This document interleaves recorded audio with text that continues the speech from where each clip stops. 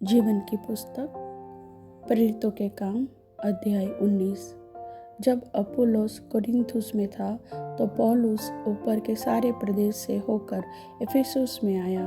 वहाँ कुछ चेलों को देखकर उनसे कहा, क्या तुमने विश्वास करते समय पवित्र आत्मा पाया? उन्होंने उससे कहा, हमने तो पवित्र आत्मा की चर्चा भी नहीं सुनी। उसने उनसे कहा, तो फिर तुमने किसका बपतिस्मा लिया? उन्होंने कहा, यूहन्ना का बपतिस्मा। पौलुस ने कहा, यूहन्ना ने यह कहकर मन फिराव का बपतिस्मा दिया कि जो मेरे बाद आने वाला है उस पर अर्थात यीशु पर विश्वास करना। यह सुनकर उन्होंने प्रभु यीशु के नाम में बपतिस्मा लिया। जब पौलुस ने उन पर हाथ रखे तो पवित्र आत्मा उन पर उतरा और वे भिन्न भिन्न भाषा बोलने और भविष्यवाणी करने लगे। ये सब लगभग 12 पुरुष थे।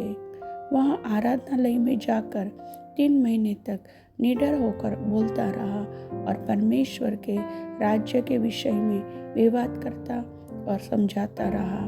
परंतु जब कुछ लोगों ने कठोर होकर उसकी नहीं मानी, वरन लोगों के सामने इस मार्ग को बुरा कहने लगे, तो उसने उनको छोड़ दिया और चेलों को अलग कर लिया और प्रतिदिन तुरन्नुस की पाठशाला में वाद विवाद किया करता था। 2 वर्ष तक यही होता रहा, यहाँ तक कि आसिया के रहने वाले क्या यहूदी क्या यूनानी सब ने प्रभु का वचन सुन लिया।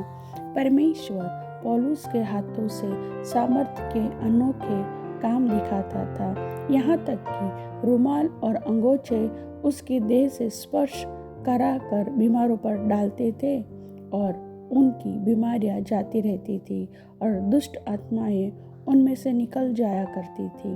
परंतु कुछ यहूदी जो झाड़ा फूकी करते फिरते थे यह करने लगे कि जिनमें दुष्ट आत्मा हो उन पर प्रभु यीशु का नाम यह कहकर फूंके, जिस यीशु का प्रचार पौलुस करता है, मैं तुम्हें उसी की शपथ देता हूँ।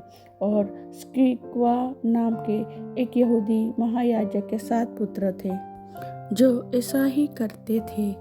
दुष्ट आत्मा ने उनको उत्तर दिया, यीशु को मैं जानती हूँ और पौलुस को भी पहचानती हूँ, परंतु तुम कौन हो? और उस मनुष्य ने जिसमें दुष्ट आत्मा थी उन पर लपक कर और उन्हें वश में लाकर उन पर ऐसा उपद्रव किया कि वे नंगे और घायल होकर उस घर से निकल भागे। यह बात इफिसुस के रहने वाले सब यहूदी और यूनानी भी जान गए और उन सब पर भय छा गया और प्रभु यीशु के नाम की बड़ाई हुई। जिन्होंने विश्वास किया था उनमें से बहुतेरों ने आकर अपने अपने कामों को मान लिया और प्रकट किया। जादू करने वालों में से बहुतों ने अपनी अपनी पोथियां इकट्ठी करके सबके सामने जला दी और जब उनका दाम जोड़ा गया तो 50,000 चांदी के सिक्कों के बराबर निकला। इस प्रकार प्रभु का वचन बलपूर्वक फैलता और प्रबल होता गया।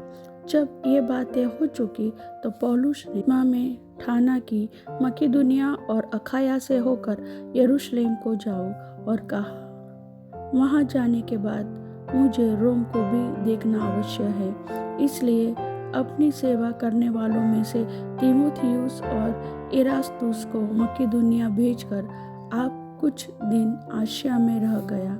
उस समय उस पंथ के विषय में बड़ा हुल्लड़ हुआ कि देमेत्रियुस नाम का एक सुनार अर्तिमिस के चांदी के मंदिर बनवाकर कारीगरों को बहुत काम दिलाया करता था। उसने उनको और ऐसे ही वस्तुओं के कारीगरों को इकट्ठा करके कहा, हे मनुष्यों, तुम जानते हो कि इस काम से हमें कितना धन मिलता है। तुम देखते और सुनते हो कि केवल इफिसुस ही में नहीं वरन प्रायः सारे आसिया में यहाँ कह कर इस पौलुस ने बहुत से लोगों को समझाया और भरमाया भी है कि जो हाथ की कारीगरी है वे ईश्वर नहीं। इससे अब केवल इसी बात का ही डर नहीं है कि हमारे इस धंधे की प्रतिष्ठा जाती रहेगी, वरन यहाँ की महान देवी अरतिमिस का मंदिर तुच्छ समझा जाएगा और जिसे सारा आशिया और जगत पूजता है उसका महत्व भी जाता रहेगा। वे यह सुनकर क्रोध से भर गए और चिल्ला चिल्ला कर कहने लगे, इफिसियों की अरतिमिस महान है। और सारे नगर में बड़ा कोलाहल मच गया और लोगों ने मकिदुनियावासी गयुस और अरिस्तर्खुस को, जो पौलुस के संगी यात्री थे, पकड़ लिया और एक साथ रंगशाला में दौड़ गए। जब पौलुस ने लोगों के पास भीतर जाना चाहा तो चेलों ने उसे जाने न दिया। आशिया के हाकिमों में से भी उसके कई मित्रों ने उसके पास कहला भेजा और विनती की कि रंगशाला में जाकर जोखिम न उठाना। वहाँ कोई कुछ चिल्लाता था और कोई कुछ, क्योंकि सभा में बड़ी गड़बड़ी हो रही थी और बहुत से लोग तो यह जानते भी नहीं थे कि हम किस लिए इकट्ठे हुए हैं। तब उन्होंने सिकंदर को, जिसे यहूदियों ने खड़ा किया था, भीड़ में से आगे बढ़ाया। सिकंदर हाथ से संकेत करके लोगों के सामने उत्तर देना चाहता था, परंतु जब उन्होंने जान लिया कि वह यहूदी है तो सब के सब एक शब्द से कोई 2 घंटे तक चिल्लाते रहे, इफिसियों की अरतिमिस महान है। तब नगर के मंत्री ने लोगों को शांत करके कहा, हे इफिसुस के लोगों, कौन नहीं जानता कि इफिसियों का नगर महान देवी अरतिमिस के मंदिर और ज्यूस की ओर से गिरी हुई मूर्ति का टहलुआ है। जबकि इन बातों का खंडन ही नहीं हो सकता, तो उचित है कि तुम शांत रहो और बिना सोचे विचारे कुछ न करो, क्योंकि तुम इन मनुष्यों को लाए हो जो न मंदिर के लूटने वाले हैं और न हमारी देवी के निंदक है। यदि देमेत्रियुस और उसके साथी कारीगरों को किसी से विवाद हो तो कचहरी खुली है और हाकिम भी है, वे एक दूसरे पर नालिश करें। परंतु यदि तुम किसी और बात के विषय में कुछ पूछना चाहते हो तो नियत सभा में फैसला किया जाएगा, क्योंकि आज के बलवे के कारण हम पर दोष लगाए जाने का डर है, इसलिए कि इसका कोई कारण नहीं और हम इस भीड़ के इकट्ठा होने का कोई उत्तर न दे सकेंगे। यह कहकर उसने सभा को विदा किया।